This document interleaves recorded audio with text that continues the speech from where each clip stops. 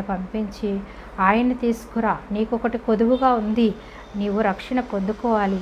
నువ్వు ఎంత ధర్మకార్యాలు చేసినా దేవుని యందు ఎంత భయము భక్తి కలిగి ఉన్నప్పటికీ కూడా రక్షణ లేకపోతే నువ్వు పరలోక రాజ్యానికి చేరలేవు అని ఈ ఈ యొక్క కొన్నేళ్ళకి దేవుడిచ్చినటువంటి వాగ్దానాన్ని బట్టి మనం పరిపూర్ణంగా తెలుసుకుంటాం.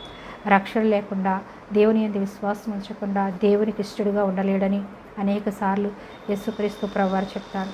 కాబట్టి నీ ప్రార్థన, నీ విశ్వాసము, అలాగే నీ ధర్మకార్యాలు పరమందు చేర్చబడ్డాయి. కానీ నీకు ఒకటి కొదువుగా ఉంది, నువ్వు రక్షణ పొందుకోవాలి. కాబట్టి పేతురు దగ్గరికి వెళ్ళి నీ దగ్గర ఉన్నటువంటి ఒక సేవకుని పంపించి ఆ పేతురుని తీసుకురమ్మని చెప్పు అని చెప్పినప్పుడు చెప్తాడు, నీ చిత్తం ప్రభు అంటాడు.